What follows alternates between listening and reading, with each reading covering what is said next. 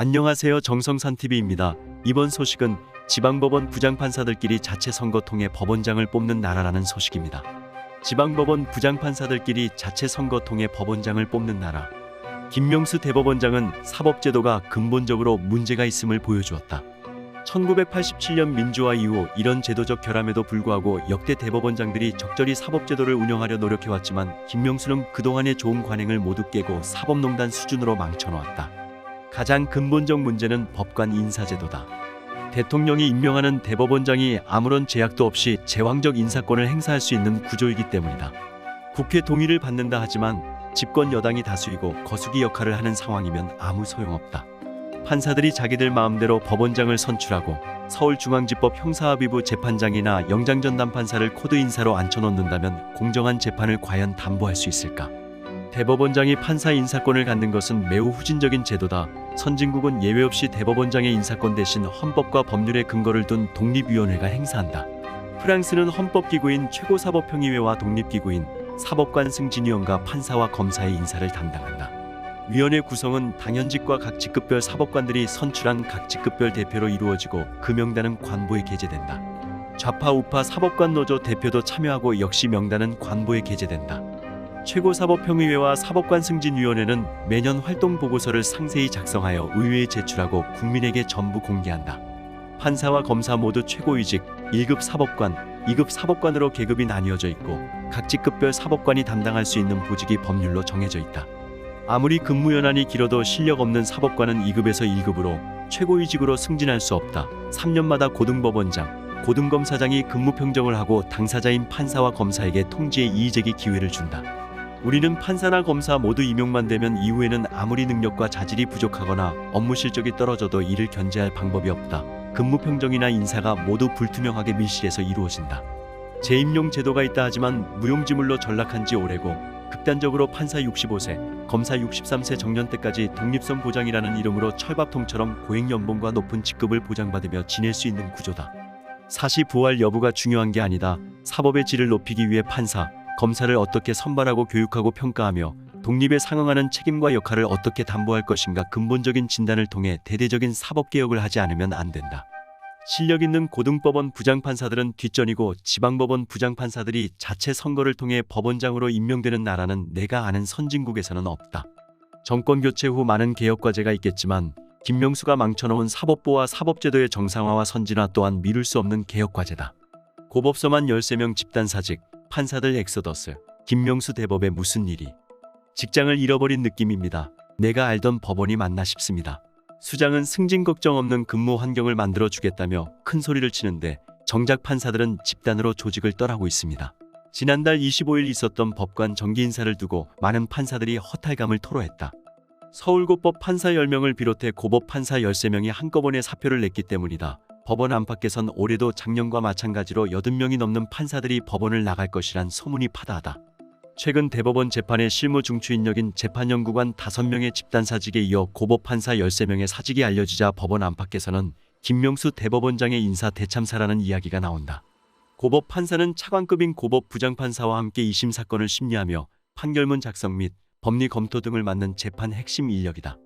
경륜을 갖춘 중견 법관들이 많이 배치돼 있는 자리로 예전에는 승진하기 전 꼭 거쳐야 하는 요직으로 인식되기도 했다. 고법 판사 자리는 최근에도 인기가 높다. 인사철을 앞두고 서울고법 고법판사 지원자가 100여 명을 넘어서는 등 수도권 고법판사 선발 경쟁률이 10대 1을 훌쩍 넘었다고 한다. 지방법원 판사에 비해 장기간 수도권 근무가 가능하고 2심에서 중량감 있는 사건을 다룰 수 있기 때문이다. 그런데 정작 그 자리를 지키던 판사들은 집단 사직을 하는 이상한 현상이 벌어지는 것이다. 한 법원 관계자는 대법원 재판연구관과 마찬가지로 고법 판사들도 함부로 사직하는 자리가 아니었다며 13명의 집단 사직은 정말 큰 충격이라고 했다. 법조계에서는 고법 판사들의 엑소더스를 두고 김명수 대법원의 법관 이원화 정책 실패로 분석하는 의견이 많다. 법관 이원화 정책은 고법 인사와 지법 인사를 완전히 분리해 고법 판사는 고법에서만 근무하게 하는 것을 의미한다. 1심, 2심 법원이 일종의 승진체계로 짜여있던 사법부의 뼈대를 완전히 뜯어고치겠다며 김명수 대법원장이 줄곧 주장해온 원칙이다. 하지만 2020년부터 고법 부장판사 승진제가 폐지되면서 고법 판사 상당수가 일할 동력을 상실했다는 말이 나온다. 게다가 법원장 후보 추천제도 전국 13개 지방법원으로 확대됐다. 고법 부장판사로 승진한 후 법원장이나 대법관 등 요직으로 진출하는 시스템 자체가 무너진 것이다. 한 현직 판사는 고법 부장 승진도 못하고 대법원장 눈에 들지 않으면 법원장도 갈 수 없는 상황에서 사명감만으로 정년까지 버텨야 하는 상황이라고 했다. 한 고법 부장판사는 법원 내에서의 승진 없이 누구나 퇴직할 때까지 계속 고된 재판 업무만 보라는 의미라며, 명예욕이 강한 판사들을 사명감만으로 법원 내부에 묶어둘 수 있다고 생각한 건지 오히려 되묻고 싶다라고 했다. 특히 이번에 대규모 사직을 한 고법 판사들이 대부분 대형 로펌에 입사를 결정한 것으로 알려져 더욱 충격을 주고 있다. 한 부장판사 출신 변호사는 일을 열심히 하면 오히려 주변 동료들의 눈치를 봐야 하는 지금 법원 분위기가 전통적인 엘리트인 고법 판사들에게는 맞지 않아 로펌행을 선택한 것이 아닐까 생각한다라며, 우수한 판사들이 외부로 유출되는 건 그만큼 법률 서비스를 받는 국민들에게 큰 손해인데 김 대법원장이 이런 심각성을 깨닫고 있는지가 과연 궁금하다라고 했다. 판사들의 잇단 엑소더스에도 뚜렷한 해결책은 없는 상황이다. 지방법원의 한 판사는 그렇게 줄기차게 주장해온 정책이니 현실에 맞게 수정하자고 입장을 후퇴하기도 어려울 것이라며, 일 잘하던 모범적인 판사에서 하루아침에 구태로 낙인 찍혀 법원을 떠나겠다 마음먹은 판사들의 이탈을 막기 쉽지 않을 것이라고 분석했다. 대검과 수원지검은 무슨 장난치고 있나? 이례적인 성남FC 사건 수사지휘. 김종민 변호사.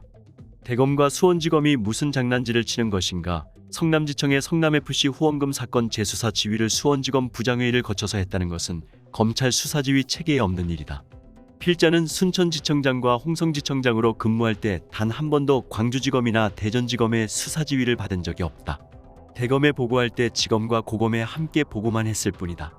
지청의 수사는 바로 대검으로 보고하고 사건 성격에 따라 대검 반부패부, 공안부, 형사부가 직접 지청의 수사를 지휘한다.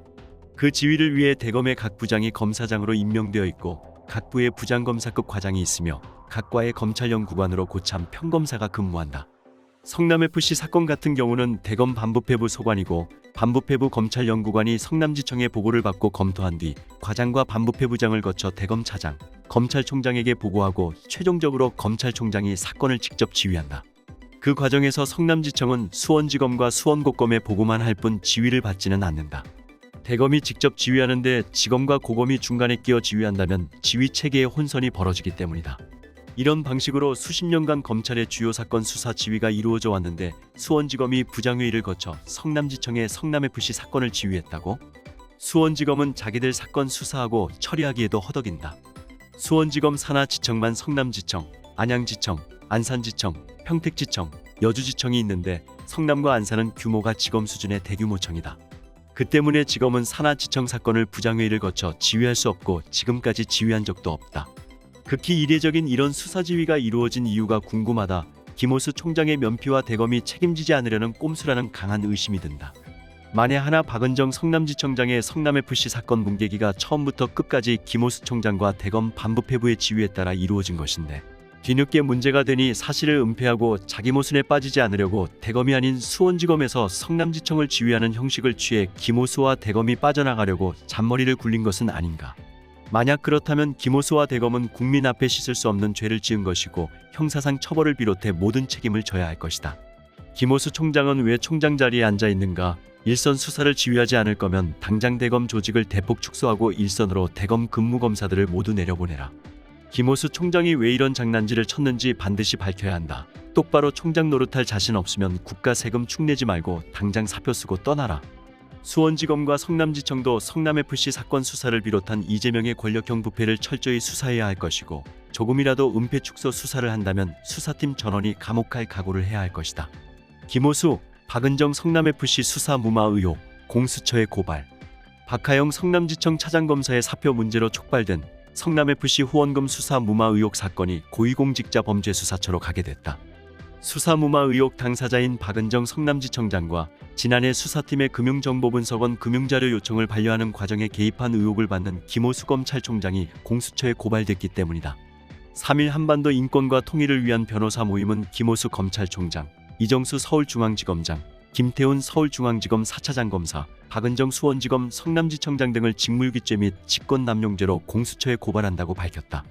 한변은 고발장을 통해 김 총장, 이 지검장, 김 차장 검사가 대장동 개발 특혜 의혹 사건 수사를 김 총장, 박 지청장이 성남FC 후원금 의혹 사건을 각각 지휘 감독하면서 정당한 이유 없이 직무 수행을 거부하거나 직무를 유기했다고 주장했다. 성남FC 사건에 관련해선 김호수, 박은정은 이재명이 성남시 관내 기업들의 민원을 해결해주고 그 대가로 후원금 명목의 거액의 뇌물을 받았다는 혐의가 농후한데도 불구하고 혐의 사실을 확인하고 기소 여부를 결정하는 데 필요한 하등의 조치도 취하지 않아 수사를 의도적으로 방기했다고 지적했다. 2018년 성남FC 후원금 의혹 사건을 처음 고발한 장영하 변호사도 이날 기자회견을 열고 김 총장, 박 지청장을 직권남용 및 직무유기 혐의로 공수처에 고발하겠다고 밝혔다. 다만 공수처가 대선이 한 달여 남은 시점에서 여당 대선 후보 관련 사건에 대해 곧바로 수사에 착수할지는 불분명하다. 성남FC 후원금 사건은 이재명 민주당 대선 후보가 성남시장으로 성남FC 구단주를 맡았던 2015년에서 2017년 기업 6곳, 두산건설, 네이버, 농협, 분당차병원, 현대백화점, 알파돔시티 등에게 성남FC 후원금 및 광고비 명목으로 160억여 원을 받고 특혜를 제공했다는 의혹을 받는 사건이다. 장 변호사 등이 2018년 6월 이 후보를 제3자 뇌물 제공 혐의로 고발한 데서 시작했다. 경찰은 3년 3개월 수사 끝에 사건을 무혐의로 결론지었고 고발인이 이의 신청서를 제출한 끝에 사건은 지난해 9월 수원지검 성남지청에 송치됐다. 여기까지가 오늘의 소식입니다. 다음 시간에 뵙겠습니다. 멸공. 정성산TV 구독, 좋아요, 알림 설정 부탁드립니다. 감사합니다.